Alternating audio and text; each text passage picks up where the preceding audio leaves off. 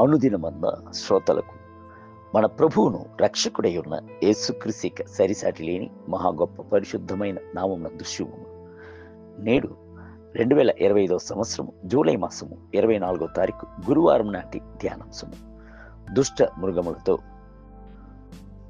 కొరింథీయులకు రాసిన మొదటి పత్రిక 15వ అధ్యాయము 32వ వచనమందు, నేను ఎఫెసులో దుష్ట మృగములతో పోరాడిన యెడల మనుష్య రీతిగా నాకు లాభమేమిటి? మన యొక్క పోరాటములలో దుష్ట మృగములతో మనకు పోరాటము ఉన్నది. దుష్ట మృగములు అంటే ఎలుగుబంటియే గాని, సింహమే గాని, పులియే గాని, తోడేళ్లే గాని కాదు. ఇక్కడ దుష్ట మృగములు అని పిలువబడుట దురుపదేశములనే. ఆది అపోస్తల దినములయందు బహు విస్తారమైన దురుపదేశములు ఉండేను. సదుకేయులు అను ఒక గుంపు వారు పునరుత్థానము లేదు, నరకము లేదు, సాతాను లేదు అని అంత మాట్లాడుచున్నారు. ఇంకా ఒక గుంపు వారు పాత నిబంధన గల సున్నతి, శుభగడియలు, పారంపర్య ఆచారములు జరిగించవచ్చు అని బలవంతము చేసి, ఇంకా కొంతమంది దైవీకత్వమును అంగీకరించలేదు. అపోస్తులైన పౌలు ఇటువంటి దుష్ట మృగములతో పోరాడవలసిందే ఉండేను. దురుపదేశమును ఎందుకని దుష్ట మృగము అని బైబిల్ గ్రంథము చెప్పుచున్నది. అవును, అంత్యక్రీస్తు యొక్క ఒక పేరు దుష్ట మృగమునై ఉన్నది. ప్రకటన గ్రంథమునందు ఒక మృగమును గూర్చి అత్యధికముగా వ్రాయబడి ఉన్నది. బైబిల్ గ్రంథము సెలవిచ్చుచున్నది, సముద్రముల నుండి ఒక క్రూర మృగము పైకి వచ్చుట చూచితిని. దాని తల మీద దైవ దూషణకరమైన పేర్లు ఉండేను. దానికి ఆ ఘటసర్పము తన బలమును, తన సింహాసనమును, గొప్ప అధికారమును ఇచ్చాను. ప్రకటన గ్రంథం 13వ అధ్యాయం 1 మరియు 2 వచనములు.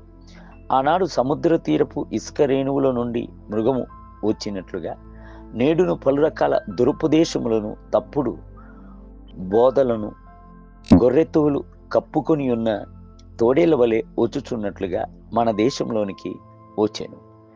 ఇట్టి దురుపదేశమును గూర్చి అపోస్తలుడైన యోహాను, ప్రియులారా, అనేకులైన అబద్ధ ప్రవక్తలు లోకములోనికి బయలుదేరి వెళ్ళి ఉన్నారు.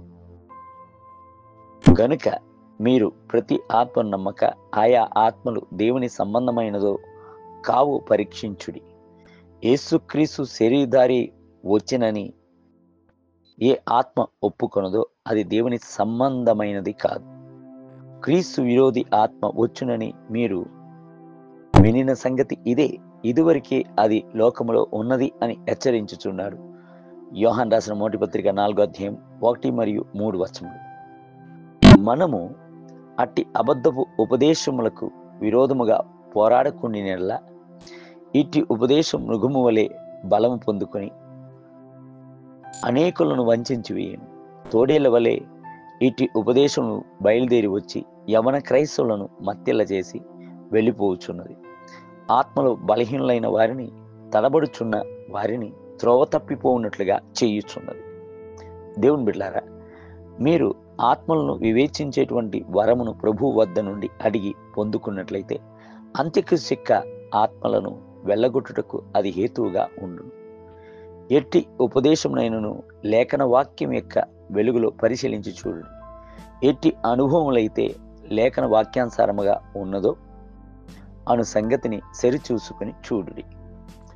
నేటి ధ్యానమునకే ఏకమనసు గలవారై నిలిచి ఉన్నారని నేను మిమ్మును గూర్చి వినులాగన మీరు క్రీస్తు సువార్తకు తగినట్లుగా ప్రవర్తించుడి. ఫిలిప్పీయులకు రాసిన పత్రిక 1వ అధ్యాయం 20వ వచనం. నేటి వేద పఠనము ఉదయం కీర్తన గ్రంథం 35 మరియు 36 అధ్యాయం, సాయంత్రం అపోస్తల కార్యము 25వ అధ్యాయం. ప్రభువు మిమ్ములను దీవించునుగాక. ఆమేన్.